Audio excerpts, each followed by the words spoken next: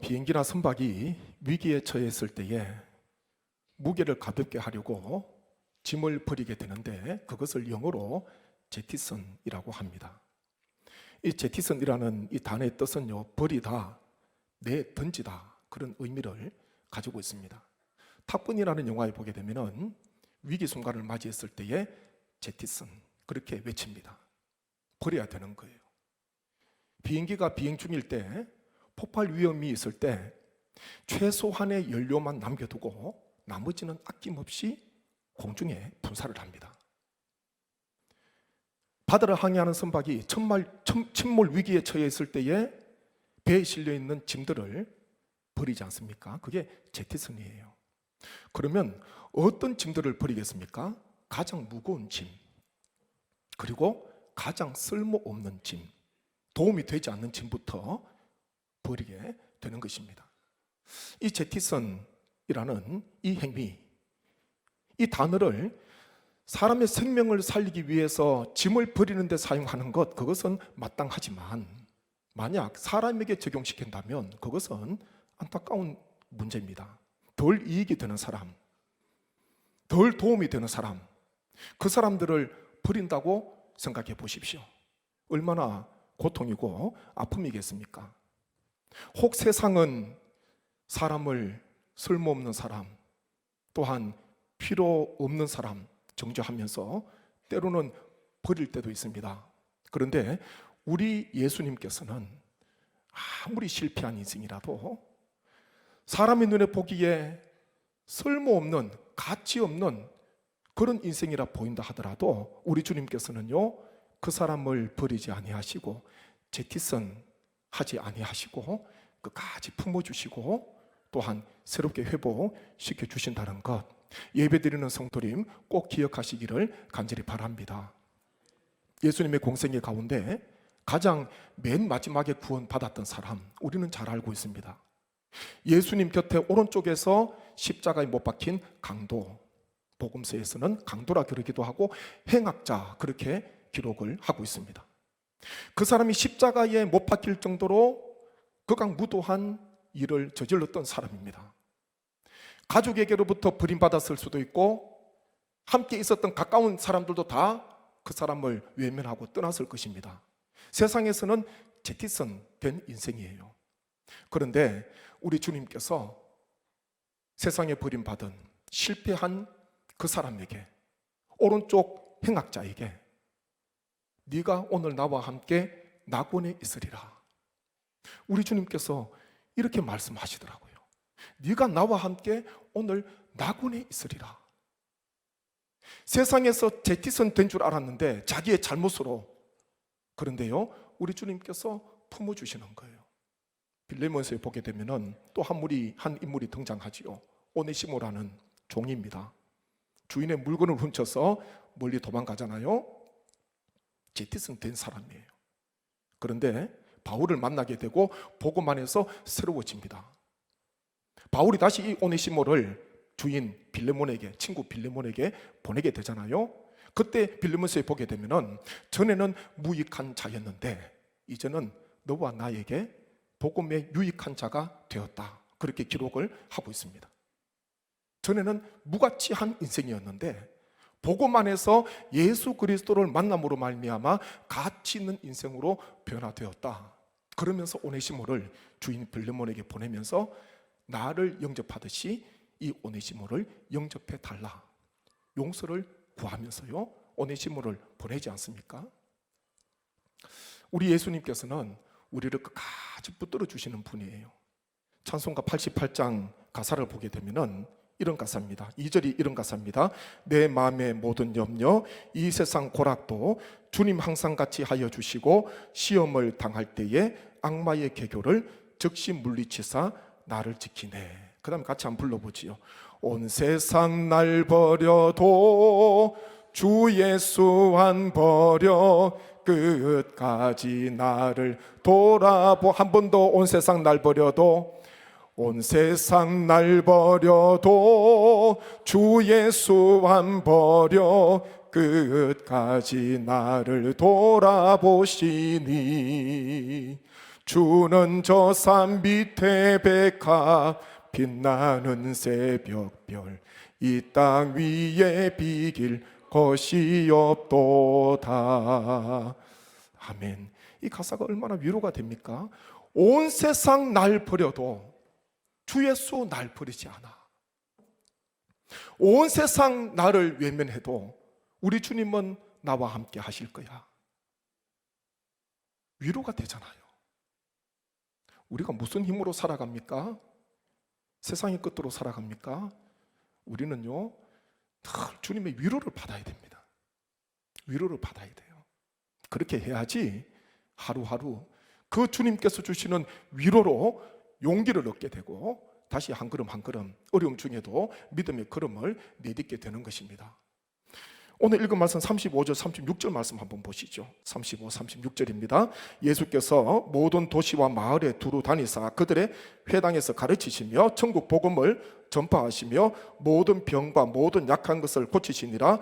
무리를 보시고 불쌍히 여기시니 이는 그들이 목자 없는 양과 같이 고생하며 기진함이라. 아멘. 주님께서 오셔서 이 땅에서 하신 공생의 3년 동안 하신 사역 세 가지잖아요. 크게 보면은 가르치시는 사역이에요. 그리고 천국 복음을 전파하시는 사역, 한 가지는 모든 병과 약한 것들을 고치시는 사역. 이 세 가지 사역을 중점적으로 하셨습니다. 무리가 주님 앞에 나오는데 주님께서 얼마나 불쌍히 보이시는지 주님께서 보실 때에 마치 목자 없는 양처럼 고생해 보이고 기진해 보인다, 지쳐 보인다, 그렇게 주님께서 말씀을 하셨습니다. 목자 없는 양 비참하지요. 비참해요. 양에게 목자가 없다, 그것은 고생 정도가 아니라 마지막 결국은요 죽음이라는 것입니다. 양이 얼마나 약합니까? 보니까 시야도 얼마나 어두운지 길을 찾지를 못하는 거예요. 프로초장과 실마는 물가로 가야 되는데 알지를 못해요. 맹수가 달려와도 방어할 수 있는 것 아무것도 없습니다. 그냥 힘없이 잡아먹힐 수밖에 없잖아요. 다윗은 시편 23편에서 여호와는 나의 목자시니 내게 부족함이 없으리로다, 그렇게 시편을 시작하고 있습니다. 자신을 양으로, 하나님을 목자로 그렇게 고백하지 않습니까? 양만 보면, 양이 홀로 있는 거 보면요 양만큼 약하고 연약한 존재가 없습니다. 그런데 다윗은 여호와께서 나의 목자가 되어주시니까 저는 부족함이 없습니다, 그렇게 시편을 시작하는 거예요. 양에게는 목자가 생명이고 목자가 전부입니다. 목자 잃어버린 양, 죽음, 사망으로 끝날 수밖에 없다는 것입니다. 주님께서 보시는데 목자 없는 양처럼 그렇게 무리가 보였다는 거예요. 그러면서 주님께서는 보시고 불쌍히 여기셨다, 그렇게 말씀합니다.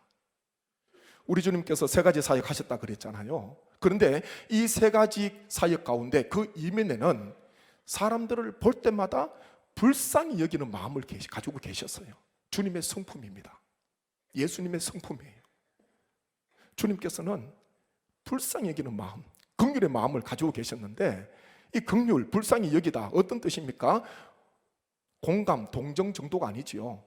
원뜻은 보면은 창자를 끊어내는 듯한 그런 고통을 이야기하고 있습니다.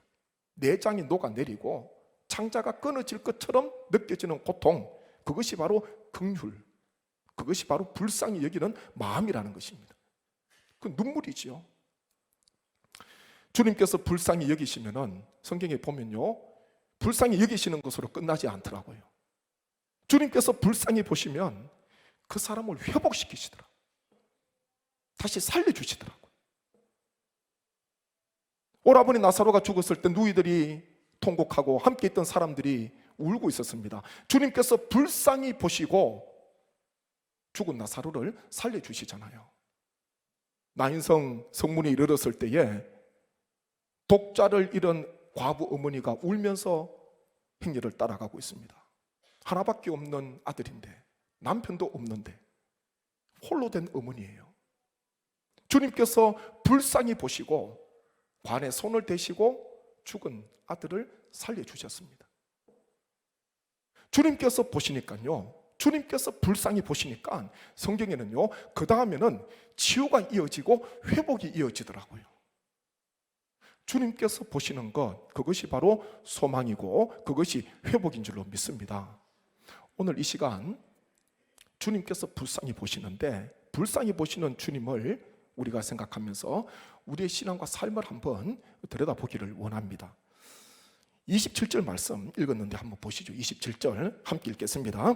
예수께서 거기에서 떠나가실새 두 맹인이 따라오며 소리질러 이르되 다윗의 자손이여 우리를 불쌍히 여기소서 하더니. 아멘. 불쌍히 여기시는 예수님께는요, 우리가 불쌍히 여겨 주십시오, 이런 기도를 하셔야 됩니다. 같이 한번 하시죠. 우리를 불쌍히 여겨 주소서. 우리를 불쌍히 여겨 주소서. 이 두 시각 장애인이 예수님께서 지나가시는 것을 보고 멀리서 소리치잖아요. 우리를 불쌍히 여겨 주소서, 우리를 고쳐 주소서, 그렇게 외치지 않고 보니까요, 우리를 불쌍히 여겨 주소서, 그렇게 외치고 있는 거예요. 성경에 보면 많은 기도가 울부짖음이 기록되어 있습니다. 제가 볼 때 밑바닥 기도가 무엇인가? 기도를 만약에 층을 나눌 수 있다면 가장 아래층, 가장 밑바닥에서 드릴 수 있는 기도가 무엇인가? 그것은요, 나의 어떤 자랑, 그게 아니더라고요. 내가 행한 것, 그게 아니라 오늘 이 두 맹인, 시각장애인이 외치는 것처럼 불쌍히 여겨주십시오, 이것이요, 기도 밑바닥에서 드리는 기도예요. 인생 가운데 큰 고난을 만나게 되면 기도가 나오지 않을 때가 있습니다. 시편에도 보면요, 신음한다 그러더라고요. 얼마나 고통스러운지 끙끙 앓는 거예요. 그게 신음이잖아요. 끙끙 앓는 거예요. 신음이에요. 80이 넘으신 목사님께서 암 투병 하시다가 그분의 목사님의 투병 일기를 읽어보니까 그런 내용이 있더라고요. 80이 넘으셨어요. 목사님이십니다. 그런데 밤에 얼마나 고통이 있는지 어느 날 적은 일기를 보니까 그게 적혀 있습니다. 마치 어린 아이가 아파서 엄마에게 때를 쓰듯이, 엄마에게 울듯이 오늘 밤에도 너무 고통스러워서 하나님께 때를 씁니다. 그런 일기가 적혀 있더라고요. 목사님이신데 솔직하게 다 적었어요. 포장하지 않았어요. 있는 모습 그대로. 인생이 밑바닥에서 드리는 기도잖아요. 하나님, 저 너무 아파요. 마치 어린아이가 부모에게 때를 쓰듯이, 엄마에게 때를 쓰듯이, 그렇게 얼마나 투병 중에 고통이 심한지 그런 일기를 적으셨더라고요. 내용도 길지가 않아요. 우리가 하나님 앞에 드릴 수 있는 기도, 밑바닥에서 드릴 수 있는 기도는요, 불쌍히 여겨주십시오. 주님, 저를 불쌍히 여겨주십시오, 이 기도인 줄로 믿습니다. 기도가 나오지 않을 정도로 큰 고난을 만난 분이 있습니까? 기도할 수 없을 정도로 큰 어려움에 처해 있고 낙심이 찾아온 분이 있습니까? 다른 기도보다도요, 밑바닥 기도하셔야 돼요. 주님, 저를 불쌍히 여겨주십시오. 저를 불쌍히 여겨주십시오. 우리 주님께서 불쌍히 여기시면 주님께서 회복시키시고, 내 뜻대로 되지 않는다 하더라도 우리 주님께서는 그 사람과 영원히 함께 하시고 그 사람의 삶을, 남은 인생을 인도해 주신다는 그 믿음을 가지고, 주님, 저 불쌍히 여겨주세요, 그런 기도 하셔야 됩니다. 우리는 세리의 기도를 잘 알고 있습니다. 바리새인과 세리가 성전에서 기도를 하는데, 바리새인은 자신의 의를 자랑합니다. 다른 사람들처럼 저는 간음도 하지 않았고 투색도 하지 않았습니다, 불의도 없습니다. 그것을 감사하면서 1회에 2번 금식을 하고 소득의 11조를 드리고 있다고 그런 기도를 하잖아요. 그런 감사를 합니다. 그런데 세리는 어떤 고백을 하고 있습니까? 누가복음 18장 13절 말씀 한번 보시죠. 함께 봅니다. 세리는 멀리 서서 감히 눈을 들어 하늘을 쳐다보지도 못하고 다만 가슴을 치며 이르되 하나님이여 불쌍히 여기소서, 나는 죄인으로소이다 하였느니라. 아멘. 감히 눈을 들어서 하늘을 쳐다보지도 못하고 엎드려서 고개를 푹 숙이고 가슴을 치면서 하나님이여 불쌍히 여기소서, 저는 죄인입니다, 나는 죄인입니다, 그렇게 기도하고 있습니다. 마태복음 15장 22절 말씀 한번 보십시오. 가난한 여자 하나가 그 지경에서 나와서 소리질러 이르되 주 다윗의 자손이여 나를 불쌍히 여기소서, 내 딸이 흉악하게 귀신 들렸나이다 하되, 그렇게 말씀합니다. 흉악한 귀신 들린 그 딸을 위해서 주님 앞에 와서 주님, 저를 불쌍히 여겨주십시오, 나를 불쌍히 여겨주십시오, 그렇게 기도하더라고요. 주님, 우리 딸을 불쌍히 여겨주십시오, 그렇게 기도하지 않고 주님, 나를 불쌍히 여겨주십시오. 딸은 여기에 함께 왔는지 안 왔는지 모르지만 나를 불쌍히 여겨달래요. 흉악한 귀신 들려서 일상생활 하지 못하는 그 딸을 보는, 딸을 쳐다봐야 되는 어머니의 아픔이 얼마나 클까, 어머니의 고통이 얼마나 아플까, 그러면서요 주님, 나를 불쌍히 여겨주십시오, 그렇게 간구하고 있습니다. 우리 주님께서요 회복시켜 주시잖아요, 고쳐주시잖아요. 주님 앞에 불쌍히 여김 받도록 구하는 기도 가운데 하나님께서 큰 은혜를 허락해 주셔서 하나님 은혜 가운데 다시 일어서는 회복 얻는 귀한 삶 되시기를 주님의 이름으로 축복합니다. 마태복음 5장 7절 말씀 한번 보십시오. 함께 봅니다. 긍휼히 여기는 자는 복이 있나니 그들이 긍휼히 여김을 받을 것이며. 아멘. 팔복 가운데 한 말씀입니다. 긍휼히 여기는 자는 복이 있나니 긍휼히 여김을 받을 것이다.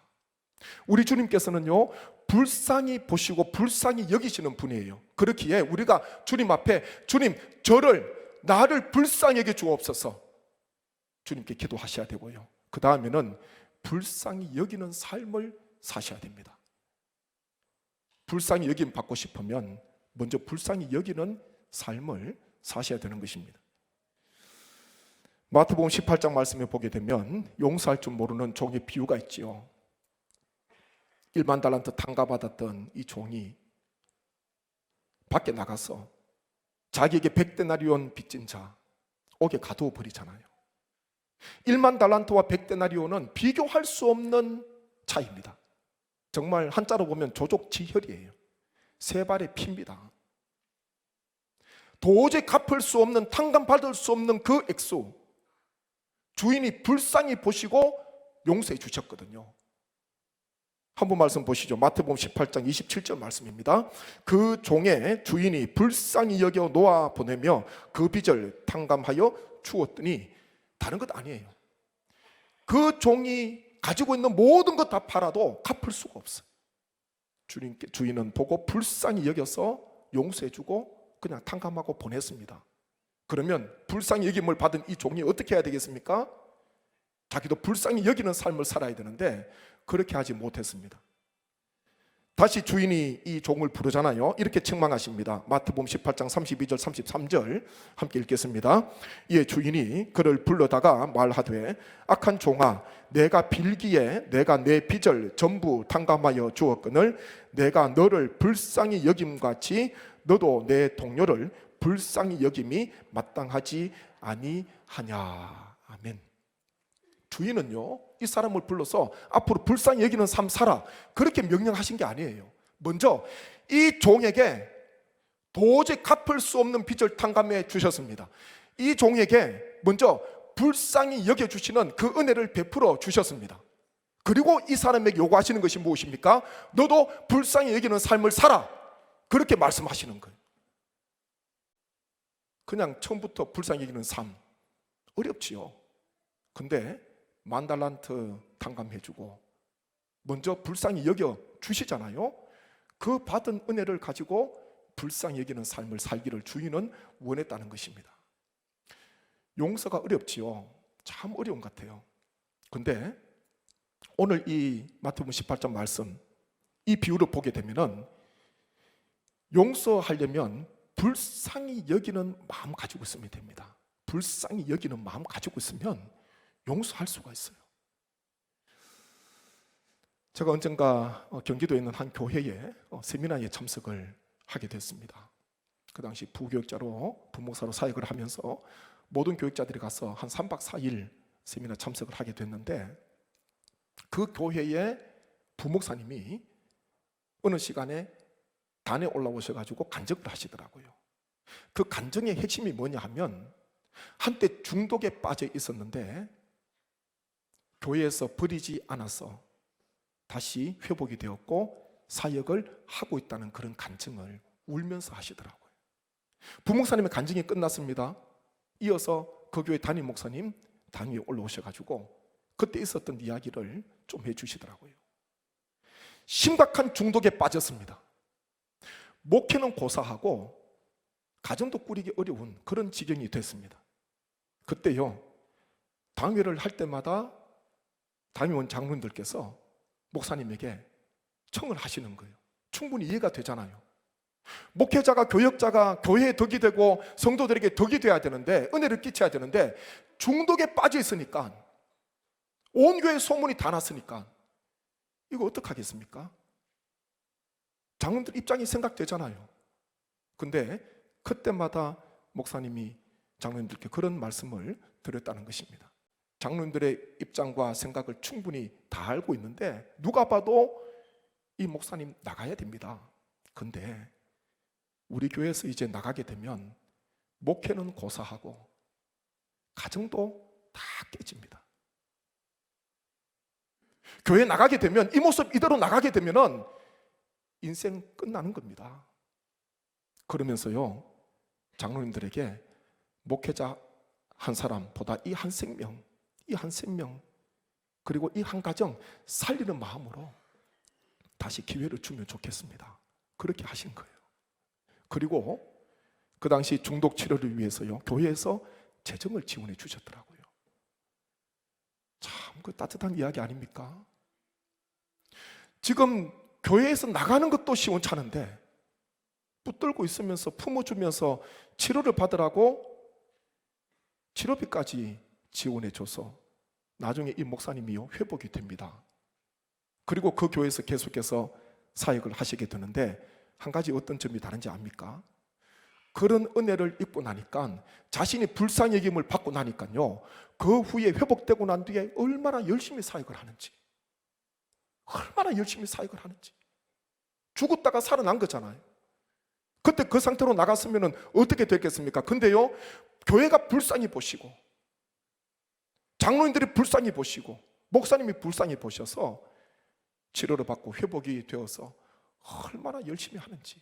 그게 무엇입니까? 1만 달란트 탕감 받은 자의 모습이에요. 우리의 모습입니다. 우리가 불쌍히 여김을 받았습니다. 우리 하나님께서 우리를 보시고 불쌍히 여겨주셔서 십자가의 은혜로, 주의 보혈로 우리를 살려주셨습니다. 그 불쌍히 여김을 받은 우리가 삶 속에서요, 불쌍히 여기는 삶을 살아가셔야 됩니다. 오늘 예배드리시는 우리 성도님, 말씀을 꼭 마음에 한번 품어보십시오. 혹자가 그런 이야기를 하더라고요. 가장 쉬운 정리 무엇이겠습니까? 버리는 게 가장 쉽대요.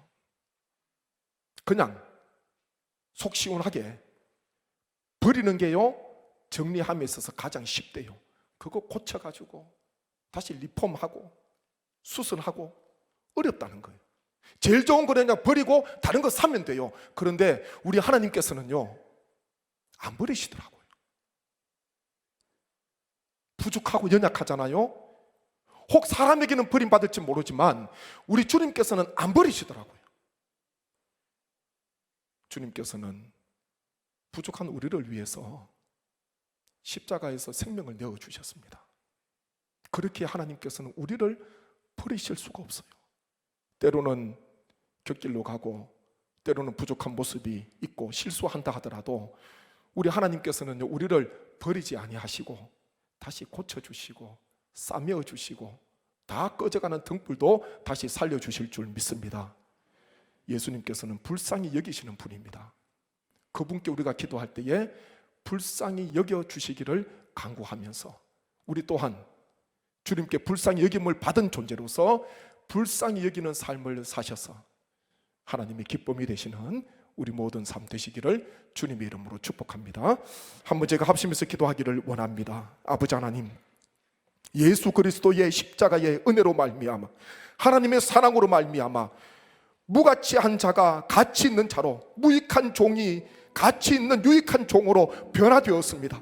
아버지 하나님, 우리를 얼마든지 버릴 수도 있지만 하나님께서는 독생자 예수님을 보내셔서 십자가의 생명을 내어주시면서 우리를 살려주셨습니다. 버리지 아니하시고 우리를 살려주시고 우리를 품어주시고 여전히 불쌍히 여기시는 하나님 아버지의 크신 은혜가 우리에게 임하게 되었습니다. 불쌍히 여김을 받은 우리가 불쌍히 여기는 삶을 살아갈 수 있도록 은혜를 더하여 주옵소서. 간절한 마음으로 말씀 품고 기도드립니다. 아버지 하나님, 은혜를 감사합니다. 아버지 하나님, 저희를 긍휼히 여겨주시고 불쌍히 여겨주셔서 1만 달란트 도저히 갚을 수 없는 죄를 지었고 탕감받을 수 없는 연약한 모습이었지만 불쌍히 보셔서 우리를 용서해 주시고 우리의 허물과 우리의 모든 죄를 십자가의 사랑으로 덮어주시고 씻어주셔서 감사합니다. 탕감받은 종으로서 1만 달란트 탕감받은 종이라는 것을 잊지 않게 도와주셔서 하나님여 또한 불쌍히 여기는 삶을 살아가게 하여 주옵소서. 불쌍히 여기는 귀한 인생이 되게 주님 은혜 베풀어 주시옵소서. 아버지, 고난 중에 있습니까? 아버지, 기도할 수 없을 정도로 큰 아픔 속에 처해 있는 분이 있습니까? 아버지, 신음소리에도 하나님께서 응답해 주시고 불쌍히 여겨달라고 간구할 때에 우리 주님께서 불쌍히 보시고 회복의 은혜를 더하여 주옵소서. 예수님의 이름으로 기도하옵나이다. 아멘.